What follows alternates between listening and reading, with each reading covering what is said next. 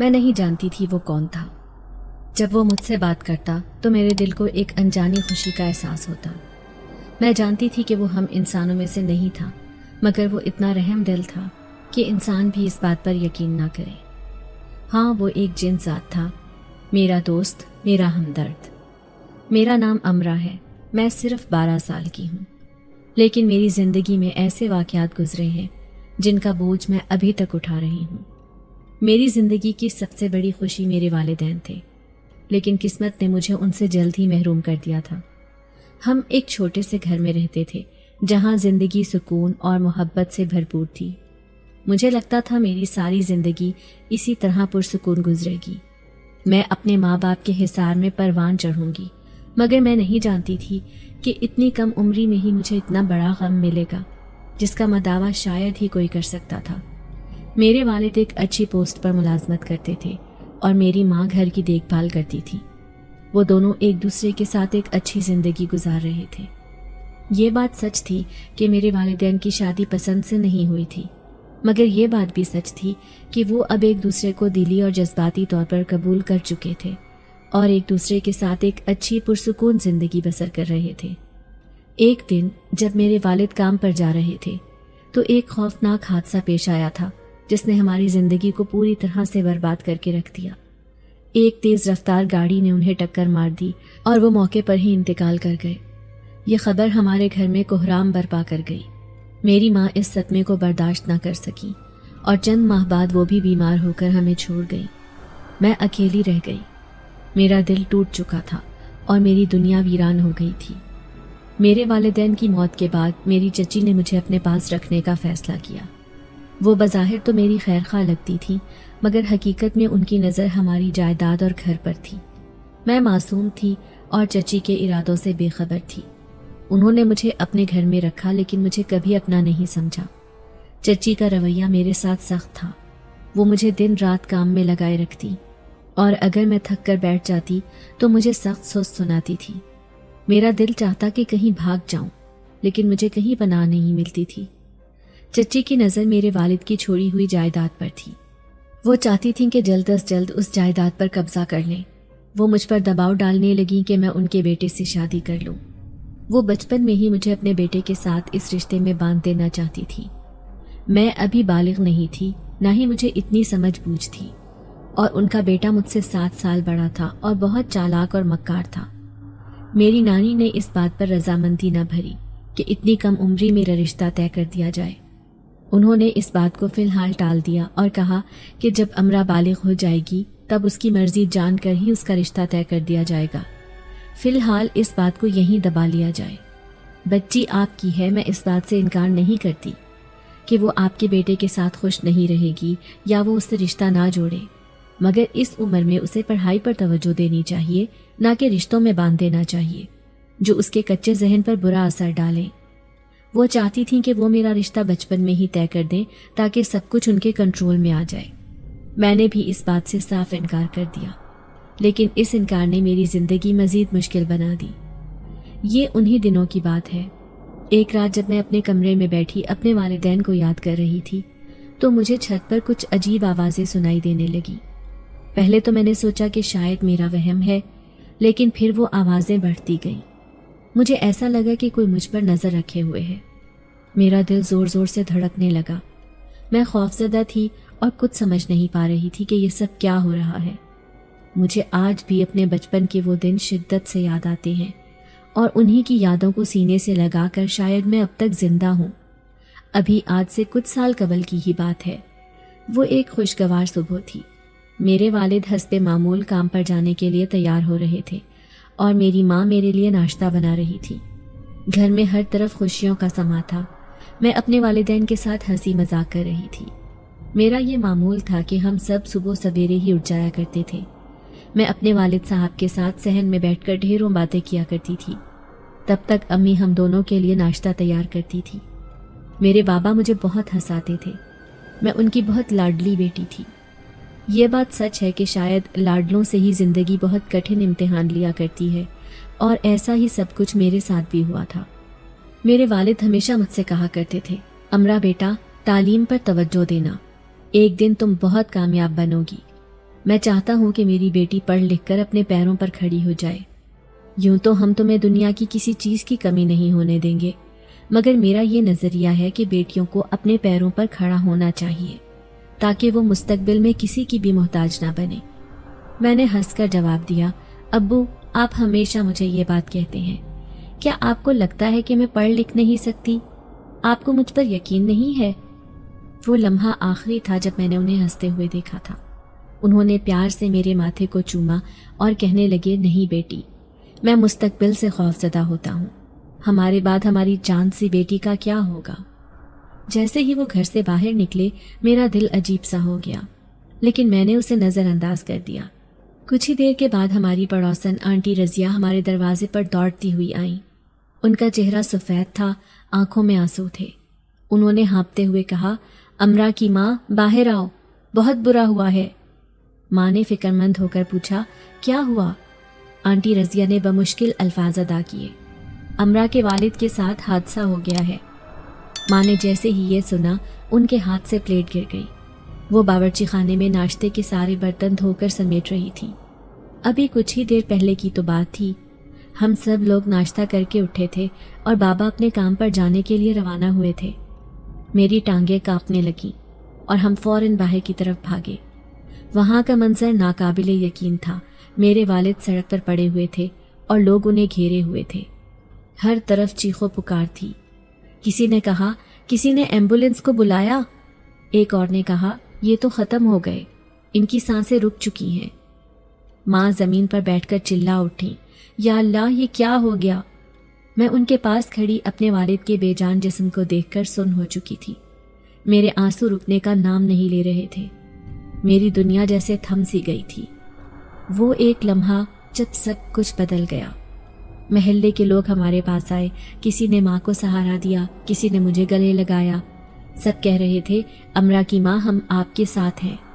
मगर मैं जानती थी कि मेरे वालिद की मोहब्बत और उनका साया कभी वापस नहीं आ सकता। मेरे वालिद के हादसे के बाद हमारी ज़िंदगी जैसे रुक सी गई थी।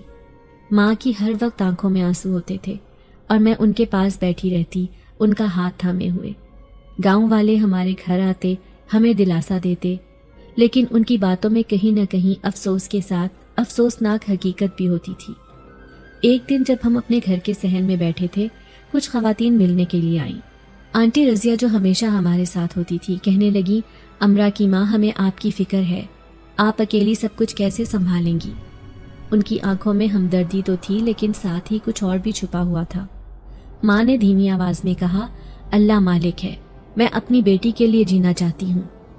उनकी आंखों में आंसू थे जो कि एक माँ की मोहब्बत की अक्कासी कर रहे थे। एक और औरत, खाला शमीम, बोल पड़ी, ये दुनिया बड़ी जालिम है, मर्द के बगैर एक औरत का जीना मुश्किल है, लोग तो बातें बनाते हैं। उन्होंने तंज़ी अंदाज में कहा, जैसे हमें इन बातों का अंदाज़ा न हो। हाँ, दूसरी औरत ने तायद की, अमरा की माँ आपको मोहतात रहना होगा, लोग तरह तरह की बातें करेंगे। उनकी आंखों में अजीब से शकूक व शुबहात थे। ये सुनकर माँ का चेहरा और भी बुझ गया। वो जानती थीं कि दुनिया की नज़रों में अब हम कमज़ोर हो गए हैं। मेरी आंखों में आंसू भर आए और मैंने अपनी माँ के हाथ को मजबूती से थाम लिया। चंद दिनों बाद जब हम बाजार गए तो लोगों की नज़रें हमें घूर रही थीं।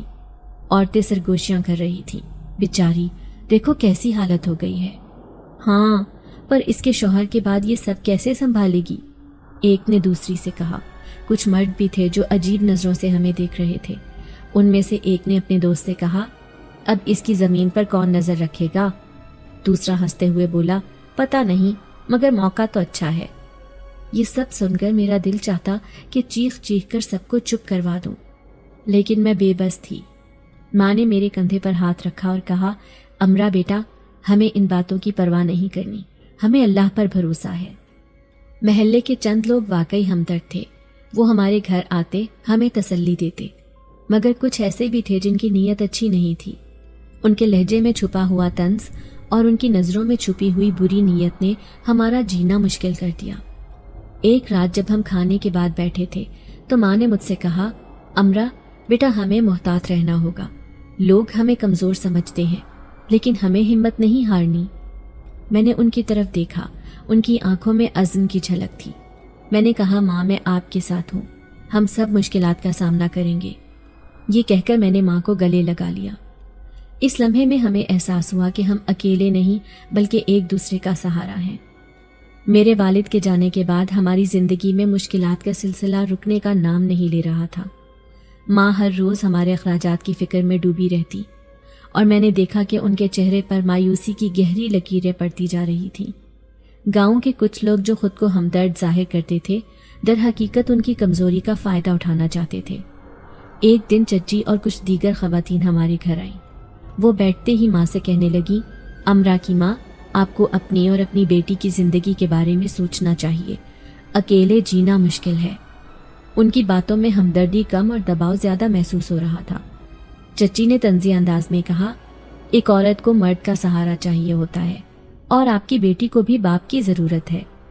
ماں نے خاموشی سے ان کی باتیں سنی، لیکن میں ان کے دل میں اٹھنے والے طوفان کو محسوس کر سکتی تھی۔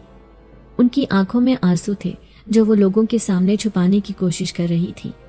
پھر خالہ شمیم نے بات بڑھاتے ہوئے کہا، گاؤں میں کئی لوگ ہیں جو آپ سے شادی کرنا چاہتے ہیں، آپ کو ہاں کہہ دینی چاہیے۔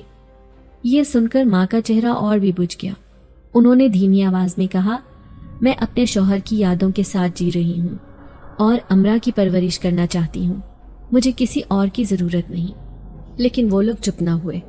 امرا کی ماں، یہ سب جذباتی باتیں ہیں، دنیا بہت ظالم ہے اور لوگ آپ کی کمزوری کا فائدہ اٹھائیں گے۔ چچی نے ان کی بے بسی کو نشانہ بنایا۔ ماں کی آنکھوں سے آنسو بہہ نکلے۔ وہ کہنے لگی، کیا ایک عورت کا شوہر کے بغیر جینا ناممکن ہے؟ کیا میری بیٹی کے لیے میں خود کافی نہیں؟ ان کی آواز میں درد تھا، ایک ماں کا درد جو اپنے بچے کے لیے معاشرے کی باتوں کا سامنا کر رہی تھی۔ میری آنکھوں میں بھی آنسو تھے۔ میں نے ماں کا ہاتھ تھام لیا۔ میں نے کہا، ماں، ہم مل کر سب کچھ سنبھال لیں گے، ہمیں کسی کی ضرورت نہیں ہے۔ یہ کہتے ہوئے میں نے ان کے کندھے پر سر رکھ دیا۔ ماں نے مجھے اپنے گلے لگا لیا اور بولی، امرا بیٹا، میں تمہارے لیے زندہ ہوں، ہمیں ہمت نہیں ہارنی۔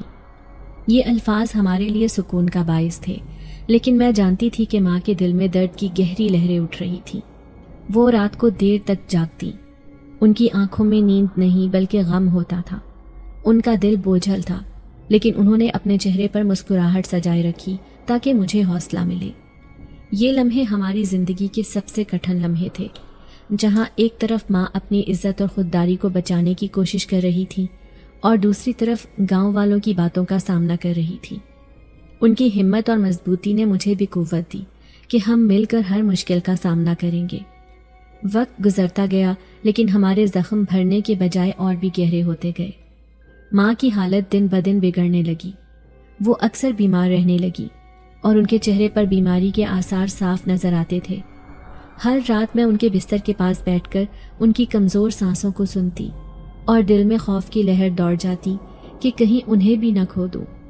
ماں کی بیماری نے ہمارے لیے زندگی اور بھی مشکل بنا دی۔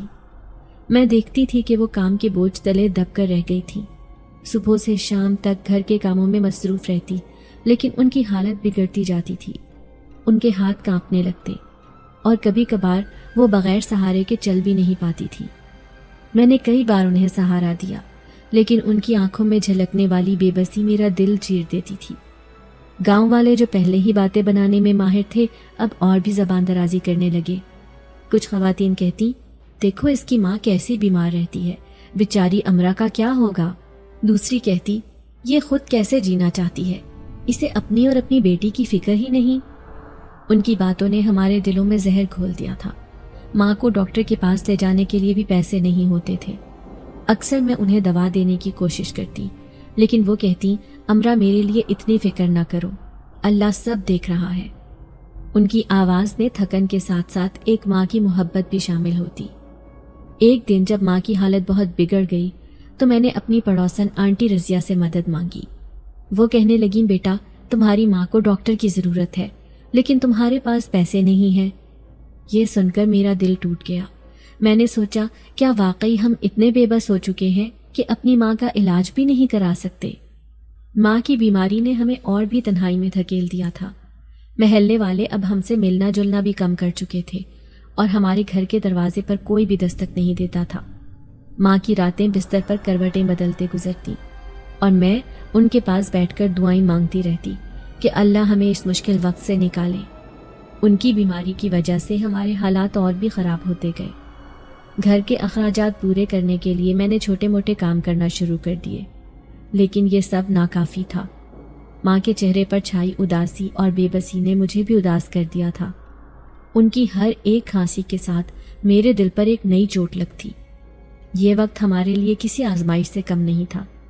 میں نے اپنی ماں کی مضبوطی کو اپنی طاقت بنایا اور عزم کر لیا تھا کہ ہمیں ان مشکلات کا سامنا کرنا ہوگا، چاہے کچھ بھی ہو جائے۔ ماں نے مجھے سکھایا تھا کہ مشکل وقت میں بھی ہمت نہیں ہارنی چاہیے، اور میں نے ان کی بات کو اپنا سہارا بنا لیا۔ تھوڑے ہی عرصے میں ماں مزید بیمار پڑ گئی۔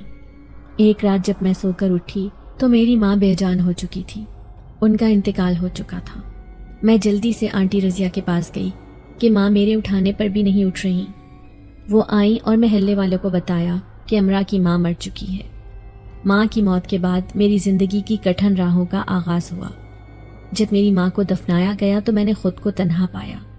ایسے لگتا تھا جیسے میری زندگی کا ہر رنگ ماند پڑ گیا ہو۔ نانی میرے پاس آئیں۔ ان کی آنکھوں میں آنسو تھے۔ وہ مجھے سینے سے لگاتے ہوئے کہنے لگیں، امرا میں تمہارے ساتھ ہوں، فکر مت کرو۔ ان کے لہجے میں محبت تھی، لیکن ساتھ ہی بے بسی بھی جھلک رہی تھی۔ لیکن حقیقت تو یہ تھی کہ نانی تو خود اپنے بیٹے کے رحم و کرم پر تھی، اور ممانی کا رویہ ہمیشہ سرد اور تلخ تھا، اور وہ کبھی نانی کو میری ماں کو اپنے پاس بھی نہیں رکھنے دیتی تھی۔ ممانی کا زور تھا کہ میں چچی کے ساتھ رہوں، کیونکہ نانی کے گھر میں پہلے ہی مشکلات تھیں، اور ممانی کہتی تھی کہ ہم اتنی بڑی ذمہ داری نہیں اٹھا سکتے۔ ان کی باتوں میں صرف خود غرضی نظر آتی تھی۔ نانی اور چچی کے درمیان بحث چھڑ گئی۔ چچی جو میری جائیداد کی لالچ میں تھی، کہنے لگی امرا کو میرے ساتھ رہنے دو، میں اس کی دیکھ بھال کروں گی۔ ان کے لہجے میں محبت کم اور جائیداد کی چمک زیادہ محسوس ہو رہی تھی۔ نانی نے بھرائی ہوئی آواز میں کہا، نہیں، امرا میری نواسی ہے، میں اسے اپنے پاس رکھوں گی۔ لیکن ان کی کمزوری اور بے بسی نے ان کی آواز کو مدھم کر دیا تھا۔ چچی نے موقع کا فائدہ اٹھاتے ہوئے کہا، نانی جان، آپ تو خود اپنے بیٹے کے رحم و کرم پر ہیں، امرا کو کیسے سنبھالیں گی؟ ان کے لفظوں نے نانی کے دل کو چیر دیا، اور ممانی نے بھی چچی کا ساتھ دیا۔ کہنے لگی، ہاں، یہی بہتر ہے کہ امرا اپنی چچی کے ساتھ رہے۔ ان کے لہجے میں ایک طرح کا دباؤ تھا، جیسے وہ نانی کو مجبور کر رہی ہوں کہ میں چچی کے ساتھ جاؤں۔ نانی نے میری طرف دیکھا، ان کی آنکھوں میں آنسو تھے، اور میں نے ان کی بے بسی کو محسوس کیا۔ وہ جانتی تھی کہ میرے لیے ان کے پاس رہنے کے حالات سازگار نہیں ہیں۔ بالآخر نانی نے ایک گہری سانس لی اور سر جھکا لیا۔ ان کی آنکھوں میں دکھ تھا، جیسے وہ اپنی بیٹی کی امانت کو کسی اور کے حوالے کرنے پر مجبور ہو گئی ہوں۔ ٹھیک ہے، امرا چچی کے ساتھ چلی جائے گی۔ ان کی آواز میں درد کی گونج تھی۔ میں نے نانی کے گلے لگتے ہوئے کہا، نانی میں آپ کو کبھی نہیں بھولوں گی۔ میرے آنسو ان کے کندھے کو بھگو رہے تھے۔ ان کا دل چیر دینے والا فیصلہ میری زندگی کا نیا موڑ بن گیا۔ چچی مجھے اپنے ساتھ لے گئی، اور میں نے اپنی زندگی کا ایک نیا باب شروع کیا، جہاں مشکلات کا سامنا کرنا میری تقدیر بن گیا۔ چچی کا گھر بڑا تھا، ہر طرف وسعت تھی، مگر میرے لیے یہ گھر ایک قید خانے جیسا بن گیا تھا۔ پہلے ہفتے تو سب کچھ ٹھیک رہا، لیکن جلد ہی میری زندگی بدلنے لگی۔ ایک ہفتے بعد ہی چچی نے مجھ پر گھر کے کاموں کا بوجھ ڈالنا شروع کر دیا۔ صبح ہوتے ہی جب چچی کے بچے اسکول جانے کے لیے تیار ہوتے، میں ان کی تیاری میں مدد کرتی، ان کے کپڑے استری کرتی، ناشتہ بناتی اور ان کے بستے سمیٹتی۔ ان کے اسکول جانے کے بعد چچی نے مجھے گھر کے دوسرے کاموں میں لگا دیا۔ ان کے بچوں کو اسکول جاتے ہوئے دیکھ کر میرا دل کٹ جاتا تھا۔ میرا بھی دل کرتا تھا کہ میں بھی ان کے ساتھ اسکول جاؤں، کتابیں پڑھوں، لیکن چچی نے میری پڑھائی چھڑوا دی تھی۔ جب میں نے چچی سے پڑھائی جاری رکھنے کی درخواست کی تو انہوں نے سرد مہری سے کہا، گھر کے کام زیادہ ضروری ہیں، پڑھائی کی کوئی ضرورت نہیں۔ ان کے الفاظ میرے دل پر تیر کی طرح لگے تھے۔ ہر روز میں گھر کے کاموں میں جٹ جاتی، برتن دھونا، کپڑے دھونا، جھاڑو دینا اور کھانا پکانا میری زندگی کا معمول بن کر رہ گیا۔ چچی کی ہر بات پر میری ذات کا بوجھ بڑھتا گیا۔ کبھی کبھی جب میں تھک جاتی اور چپکے سے کمرے میں جا کر رونے لگتی تو چچی کی سخت آواز سنائی دیتی، امرا، یہ وقت رونے کا نہیں، کام کا ہے۔ مجھے احساس ہو رہا تھا کہ میری زندگی کے خواب چکنا چور ہو چکے ہیں۔ چچی کے بچوں کو اسکول جاتے دیکھ کر میرا دل مزید بھاری ہو جاتا تھا۔ میں نے سوچا کیا یہی میری تقدیر ہے؟ کیا میں کبھی اسکول نہیں جا سکوں گی؟ چچی کی سختی اور گھر کے کاموں کا بوجھ میری کمر توڑنے لگا اور میں نے اپنی ماں کی محبت کو شدت سے یاد کیا۔ ایک دن جب میں تھکی ہاری برتن دھو رہی تھی، چچی کے بچے خوشی خوشی اسکول سے واپس آئے اور میں نے دل میں سوچا کیا میں کبھی دوبارہ اسکول جا پاؤں گی؟ چچی کے گھر میں ہر چیز موجود تھی مگر میرے لیے سب کچھ چھن چکا تھا، میرے خواب، میری تعلیم، سب کچھ۔ اس گھر کی چمک دمک میرے لیے بس ایک دکھ بھرا منظر بن کر رہ گئی تھی۔ چچی کے گھر میں میری زندگی جیسے قید کا ایک حصہ بن چکی تھی۔ ہر روز ایک نئی آزمائش کا سامنا کرنا پڑتا۔ چچی کی بہن جب بھی آتی، ماحول میں ایک عجیب سی کشیدگی پیدا ہو جاتی۔ وہ ہمیشہ چچی کے کان بھرنے میں لگی رہتی۔ میں اکثر ان کی باتیں چھپ کر سنتی جب وہ مجھے نظر انداز کر کے میرے خلاف سازشیں کر رہی ہوتی۔ وہ کہتی یہ لڑکی تمہارے گھر میں بلا وجہ کا بوجھ ہے، اسے تو گھر کے کاموں کے لیے رکھو ورنہ یہ تمہاری زندگی اجیرن کر دے گی۔ ان کی باتوں میں زہر بھرا ہوتا اور میرا دل کٹنے لگتا۔ چچی کی بہن ہر وقت میری برائیاں کرتی اور چچی جو پہلے ہی سخت تھی اور بھی سخت رویہ اختیار کر لیتی۔ میں باورچی خانے کے کونے میں کھڑی ان کی باتیں سنتی رہتی۔ میرے ہاتھ برتن دھونے میں مصروف ہوتے مگر دل زخموں سے چور ہوتا۔ ان کی باتیں میرے دل میں تیر کی طرح پیوست ہو جاتی تھی۔ دیکھو یہ تو کام بھی ٹھیک سے نہیں کر سکتی، وہ کہتی، کتنی نالائق ہے۔ ان کی ہر بات مجھے اندر ہی اندر کمزور کر رہی تھی۔ جب ان کی باتیں حد سے بڑھ جاتی تو میں اکیلی کمرے میں جا کر رونے لگتی۔ میرے آنسو میرے واحد ساتھی تھے۔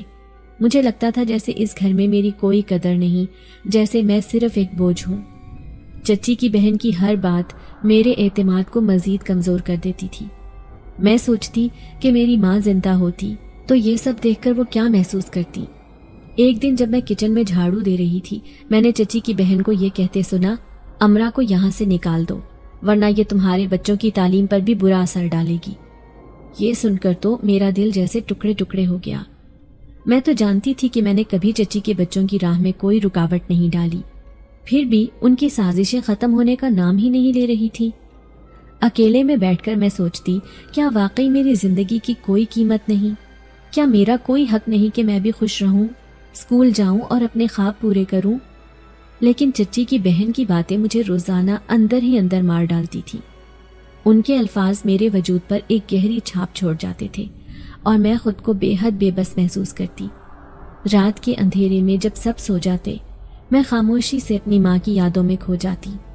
ان کی محبت، ان کی دعائیں مجھے سنبھالنے کے لیے کافی تھی، لیکن چچی کی بہن کی زہریلی باتوں کا اثر میری رگوں میں سرایت کر چکا تھا۔ میں اپنے آنسو پونچھتی اور خود سے وعدہ کرتی کہ ایک دن میں اپنی زندگی کی خوشیاں واپس لاؤں گی، چاہے اس کے لیے کتنا ہی وقت کیوں نہ لگے۔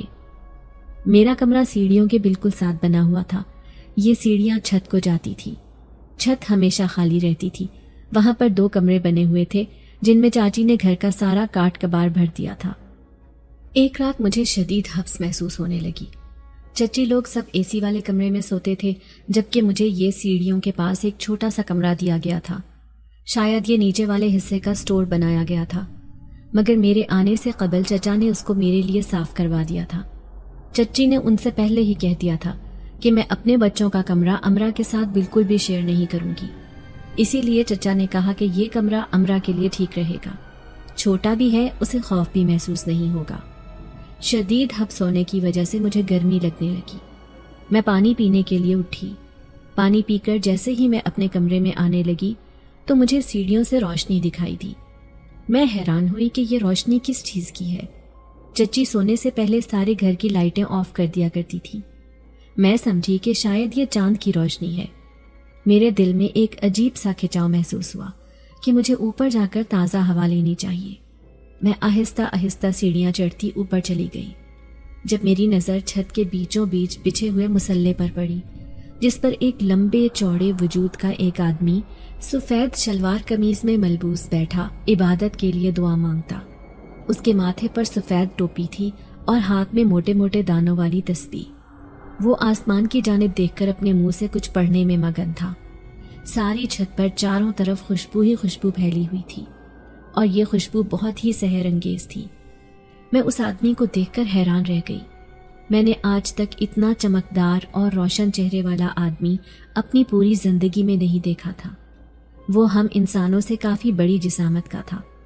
جب میں اسے گھورے جا رہی تھی تو اسے میرے گھورنے کا اندازہ ہو گیا۔ اس نے مسکرا کر میری طرف دیکھا اور مجھے اپنے پاس آنے کا اشارہ کیا۔ نہ چاہتے ہوئے بھی میرے قدم خود بخود اس کے پاس اٹھتے گئے اور میں جا کر اس کے سامنے بیٹھ گئی۔ اس نے میرے کاندھوں سے دوپٹہ اٹھایا اور میرے سر پر ڈال دیا، پھر مجھے خاموشی سے ہاتھ اٹھا کر دعا کرنے کا کہا۔ میں نے اس سے سوال کیا کہ آپ کون ہیں؟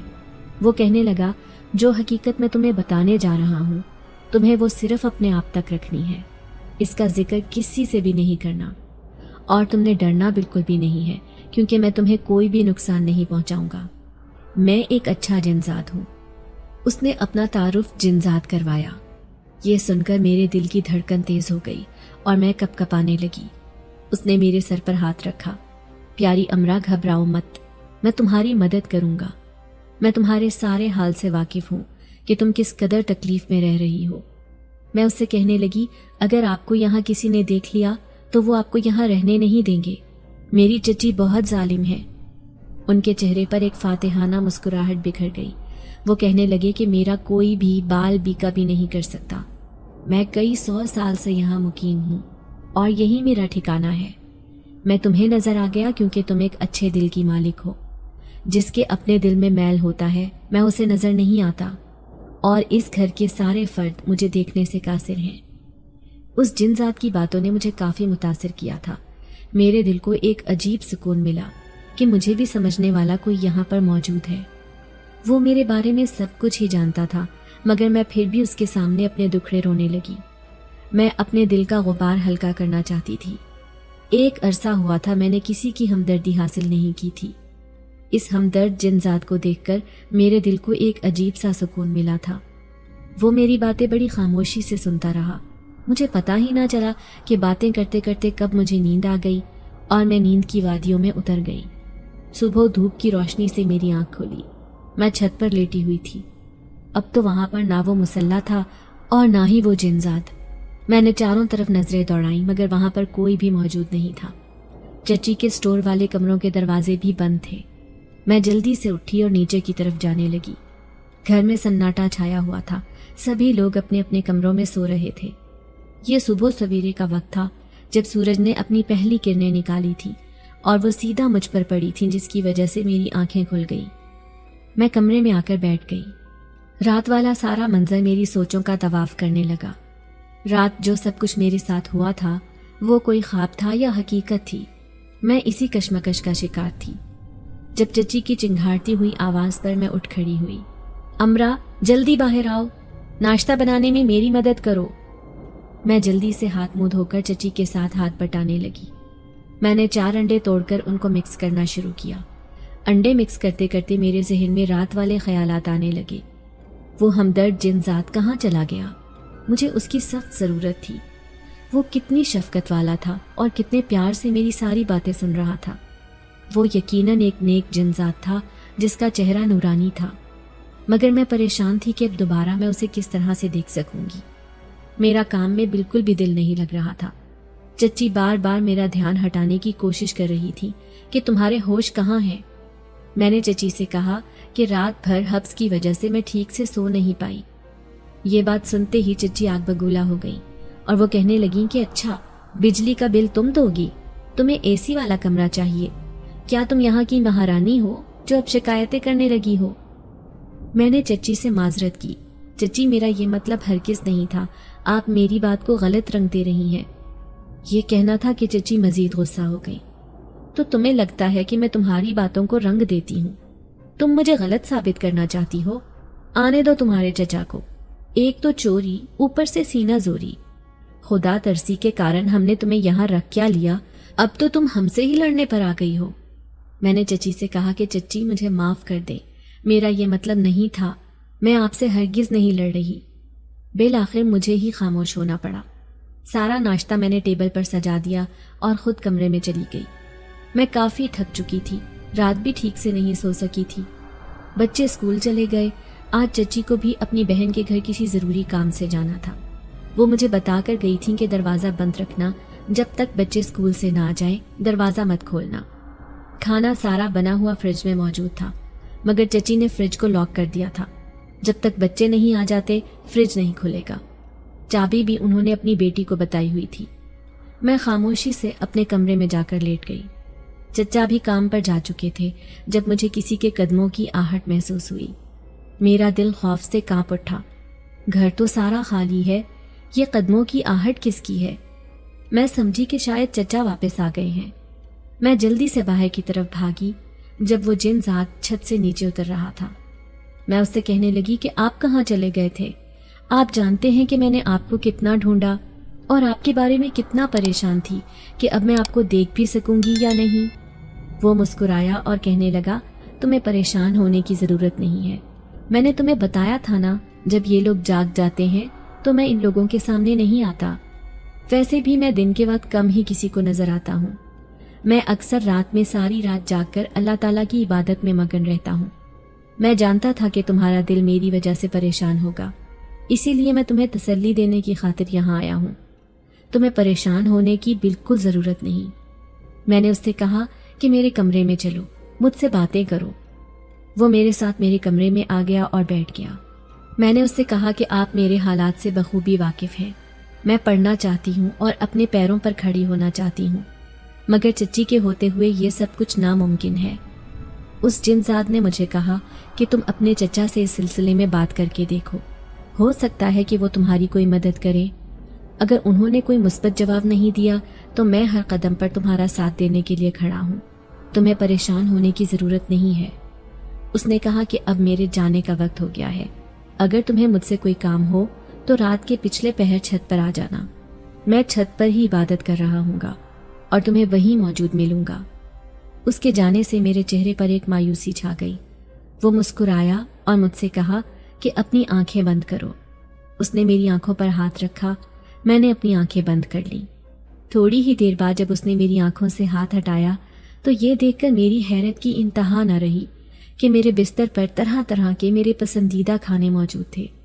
वो हंसने लगा और कहने लगा कि मैं जानता हूँ तुम्हारी चची ने आज तुम्हारे लिए खाना नहीं रखा। तुम्हें परेशान होने की ज़रूरत नहीं है, अब मैं तुम्हारे साथ हूँ। तुम जी भर के खाना खाओ। मैं उससे कहने लगी कि आप भी मेरे साथ खाना खाएं। वो कहने लगा कि मैं ये सब कुछ नहीं खाता। मैंने सवाल किया, फिर आप क्या खाते हैं? वो कहने लगा कि मैं सिर्फ फल खा सकता हूँ, क्योंकि मैं एक इबादत गुजार जिन हूँ और मुझे ये सब कुछ खाने की इजाज़त नहीं है। ये सब इंसानों के खाने की चीज़ें हैं। उसकी बातें बहुत ही अजीब थीं, जिन्हें सुनकर मैं काफ़ी ज़्यादा हंसती थी। वो दिखने में बिल्कुल हमारे जैसा था, मगर हमसे बहुत मुख्तलिफ था। दोपहर में चचा घर आए तो मैंने दरवाज़ा खोला। चचा ने आते ही फ्रिज का लॉक खोला और कहा कि मेरे लिए थोड़ा सा खाना गर्म करके ले आओ। मैंने चचा का खाना गर्म किया और उनके सामने बैठ गई। चचा उस वक्त अकेले थे। मुझे उस जिनजात की कही हुई बात याद थी कि मुझे चचा से अकेले में अपनी पढ़ाई के मुतालिक बात करनी है। चचा ने खाना शुरू किया तो मैंने अपनी बात का आगाज़ किया। चचा, मुझे आपसे कुछ ज़रूरी बात करनी है। वो कहने लगे, हाँ बोलो। मैंने चचा से कहा, चचा मैं भी आपके बच्चों के साथ स्कूल जाना चाहती हूँ। माँ के जाने के बाद मेरी पढ़ाई कब से रुक गई है। मैं चाहती हूँ कि मैं भी तालीम हासिल करूँ। अमरा, मैं जानता हूँ कि तुम्हें चची के घर आने से बहुत गम मिला है। तुम्हारी चची बहुत तेज़ तबीयत की मालिक हैं। वो मेरी भी कहाँ सुनती हैं। उन्होंने कहा। उनकी आंखों में शर्मिंदगी का इजहार था। लेकिन मैं अभी तक तुम्हारे आने से खुश हूँ, क्योंकि तुम मेरे लिए बड़ी मोहब्बत वाली बच्ची हो। मेरे दिल में तुम्हारे लिए मोहब्बत है। तुम मेरे भाई का खून हो, हमारा खून हो। तुम्हें देखकर मुझे मेरे भाई की याद आ जाती है। मैं उनकी बात सुनते हुए आंसू बहाने लगी। चचा, मेरे लिए ज़िंदगी यहाँ बहुत मुश्किल हो गई है। चच्ची की बहन मुझे बुरा भला कहती रहती हैं और चच्ची भी मेरे साथ बहुत सख्त हो गई हैं। मेरी पढ़ाई छुड़वा दी गई है और मैं यहाँ की हर चीज़ से महरूम हो चुकी हूँ। चचा ने मेरे करीब आकर मेरे कंधों पर हाथ रखा। बेटा, मुझे ये सब बातें पहले भी मालूम है। मैं जानता हूँ कि तुम्हारे लिए यहाँ रहना मुश्किल है, मगर मैं तुम्हारी मदद करना चाहता हूँ। चचा, मुझे स्कूल जाने दे। मैंने अपने दिल की बात कही। मेरे ख्वाब हैं, मैं भी पढ़ना चाहती हूँ। चचा ने मेरे हाथों को पकड़कर कहा, अमरा, मैं इस बात से मुत्तफिक हूँ। मैं देखूंगा कि कैसे तुम्हारी पढ़ाई चले। अगली बार मैं चची से बात करके आऊँगा। मेरे दिल में उनके अल्फाज ने नया उम्मीद का रोशन सितारा चमका दिया। मैंने अपने चचा का शुक्रिया अदा किया और उनके गले लग गई। उनकी मोहब्बत और हिमायत ने मेरे दिल को काफ़ी पुरसुकून कर दिया था। उस जिनजात ने मुझे एक सही राह दिखाई थी। मैं दिल ही दिल में उसका शुक्रिया अदा कर रही थी और मैं बहुत खुश थी। मगर मैं ये नहीं जानती थी कि चचा चची से कब बात करेंगे और मुझे किस वक्त तक सब्र करना पड़ेगा। शाम के वक्त सभी लोग घर में मौजूद थे। मैं इस बात की मुंतज़िर थी कि शायद अब चचा चची से बात करेंगे, मगर वो मुझसे नज़रें चुराने लगे। मैं समझी कि वो रात में चची से बात कर लेंगे। अगली सुबह मैं चचा के पास चाय लेकर गई और उनसे इस बात के बारे में पूछा, तो वो कहने लगे कि तुम्हारी चची ने साफ इनकार कर दिया है। वो समझती हैं कि तुम पढ़ाई करोगी तो घर के काम कौन करेगा। मैंने चचा से कहा कि मैं वादा करती हूँ मैं स्कूल से वापस आने के बाद घर के तमाम काम पूरे करूँगी। चची जैसा कहेंगी मैं बिल्कुल वैसा ही करूँगी। मगर इस बात पर भी चचा ने नज़रें चुरा ली। मैं एक बार फिर से मायूस हो गई थी और मुझे उस जिनजादे पर भी गुस्सा आ रहा था। उसने मुझे यकीन दहानी करवाई थी कि चचा मेरी बात ज़रूर मानेंगे, मगर चचा की तो चची के सामने एक भी न चली थी। रात के वक्त मैं अपने कमरे में रो रही थी जब मुझे अपने कमरे में किसी के कदमों की आहट महसूस हुई। मैंने जैसे ही तकिया चेहरे से हटाया तो वही जिनजाद मेरे कमरे में मौजूद था। मैंने एक बार भी उसकी तरफ नहीं देखा और बिलक बिलक कर रोने लगी। मैं अब उससे नाराज हो गई थी। वो मेरे पास आया और मेरे करीब बैठकर मुझसे कहने लगा, मैं तुम्हें तुम्हारे करीबी रिश्तों की असलियत दिखाना चाहता था। जो थोड़ी बहुत तुम्हारे दिल में अपने चचा के लिए इज्जत और एहतराम था, मैं वो तुम पर जाहिर करना चाहता था कि तुम्हारे चचा भी इसमें तुम्हारी कोई मदद नहीं कर सकते, मगर मैं तुम्हारी मदद ज़रूर करूँगा। अब तुम्हें किसी से भी कोई उम्मीद लगाने की कोई ज़रूरत नहीं है। मैं उससे कहने लगी, मगर आप मेरी मदद क्यों करेंगे? आप क्या लगते हैं मेरी ये बात सुनकर वो जिनजात एक गहरी सोच में डूब गया। वो कहने लगा, क्या तुम जानना चाहती हो कि मैं कौन हूँ? मैंने इस बात में सर हिलाया क्योंकि मैं उसके मुतालिक सब कुछ जानना चाहती थी। उसकी आंखों में आंसू भर आए। वो मुझसे कहने लगा कि ये आज से बहुत साल पहले की बात है। तुम्हारी माँ एक कॉलेज में पढ़ती थी। वो कॉलेज बहुत पुराना था और वहाँ हमारे कबीले के बहुत सारे जिन्नात रिहाइश पजीर थे, मगर हम इंसानों को नज़र नहीं आते थे। वहाँ एक पीपल का दरख्त था जहाँ पर मैं अपनी ताकतें बढ़ाने के लिए एक विर्द कर रहा था। मेरी आंखें बंद थीं और मैं मुसलसल कुछ पढ़े जा रहा था जब अचानक ही किसी की हंसी और कहकहों की आवाज़ से मेरी पढ़ाई में खलल पड़ा। जब मैंने आंखें खोलकर देखा तो उस दरख्त के नीचे तुम्हारी खूबसूरत माँ खड़ी हुई थी। उसके लंबे घने बाल उसकी कमर पर बिखरे हुए थे और वो अपनी सहेलियों के साथ गुफ्तगू में मगन थी। मैं पहली नज़र में ही उस पर दिल हार बैठा था। मैं ये भूल बैठा था कि मैं किस मकसद के लिए इस पीपल के दरख्त पर आया हूँ। मैं फौरन नीचे उतरा, मगर मैं किसी को भी नज़र नहीं आ रहा था। अब तुम्हारी माँ जब भी पढ़ाई के लिए कॉलेज आती, मैं उसे देखता रहता। मैं चाहता था कि मैं अपना आप उस पर जाहिर करूं। मेरा ताल्लुक नेक जिन्नात से था और हम तन्हाई वाली जगहों पर बैठकर अपने चिल्ले काटा करते थे ताकि हमारी ताकतों में इजाफा हो, क्योंकि जब हमारी ताकतें बढ़ जाती तो हमें अपने कबीले का सरदार मुंतखब कर लिया जाता था। मैं अपने कबीले के सरदार के पास गया और उससे इस बात की इजाज़त तलब की कि मुझे एक इंसानी लड़की से मोहब्बत हो गई है और मैं अपना आप उस पर जाहिर करना चाहता हूँ। मगर मेरे कबीले के सरदार ने मुझे इस बात की इजाज़त नहीं दी। उसने कहा कि यह कभी मुमकिन नहीं है कि तुम्हारी शादी एक इंसानी लड़की से हो। ये बात सुनकर मैं बहुत अफसरदा हो गया, मगर मेरे दिल में तुम्हारी माँ की मोहब्बत एक अंगारा बनकर जलने लगी थी। मैंने अपने कबीले के सरदार से कहा कि आप मुझ पर यह जुल्म ना करें। मेरे जहन पर अब कोई भी चीज़ नहीं चल रही। मैं अपने सारे अमल भूल बैठा हूँ। उस लड़की का चेहरा मेरे जहन में नक्श होकर रह गया है। तब मेरे कबीले के सरदार ने मुझे आगाह किया कि इस लड़की की उम्र बहुत कम होगी और वो जल्द ही मर जाएगी। अगर तुम इस लड़की से शादी कर भी लोगे तब भी तुम उसे ज़्यादा देर तक हासिल नहीं कर सकोगे, क्योंकि वो अपनी ज़िंदगी इतनी ही लिखवा कर लाई है। उसकी ज़िंदगी में उसका पहला शौहर आएगा, वो भी मर जाएगा और उसके 4 माह बाद उस लड़की का भी इंतकाल हो जाएगा। ये बात मुझ पर बिजली बनकर गिरी थी। मैंने अपने कबीले के सरदार से कहा कि मैं अपनी जान उस पर वार दूंगा اگر یہ ممکن ہے، مگر اس نے کہا کہ ہم انسانوں کی زندگی نہیں بڑھا سکتے، یہ اللہ تعالیٰ کے کام ہے اور ان میں مداخلت کا ہمیں کوئی حق حاصل نہیں۔ تبھی مجھے میرے قبیلے کے سردار نے اس بات سے بھی آگاہ کیا کہ 12 سال بعد تمہاری ملاقات ایک لڑکی سے ہوگی جو اس لڑکی کی اولاد ہوگی اور کافی مشکلوں میں گھری ہوگی۔ میں تمہارے دلی سکون کے لیے تمہیں ایک بات سے آگاہ کرنا چاہتا ہوں کہ یہ 12 سال تمہیں ایک گھر کی چھت پر گزارنے ہوں گے اور عبادت کرنی ہوگی۔ ایک عمل میں تمہیں بتاتا ہوں، وہ عمل تمہیں پورا کرنا ہوگا جس کے بعد تم اس لڑکی پر اپنا آپ ظاہر کر سکو گے، مگر وہ لڑکی ایک چھوٹی 12 سال کی بچی ہوگی۔ میں اس بات پر راضی ہو گیا کہ میں جسے پسند کرتا ہوں اس کی بیٹی کی مدد کر کے بھی مجھے خوشی حاصل ہوگی۔ میں جانتا تھا کہ تمہارا اس دنیا میں کوئی بھی نہیں ہے۔ میں نے اپنے قبیلے کے سردار کا شکریہ ادا کیا اور 12 سال تک میں اس چھت پر دن رات چلا کرتا اور عبادت میں مگن رہتا۔ میں نے اپنی نظروں کی حفاظت کا عہد کر لیا اور میں نے یہ سوچا کہ میں آج کے بعد کبھی بھی کسی کی طرف نہیں دیکھوں گا۔ میں نے اپنی ساری زندگی تمہارے لیے وقف کر دی۔ تمہاری ماں کو آج تک اس بات کا پتہ نہیں چل سکا کہ میں اس سے محبت کرتا تھا۔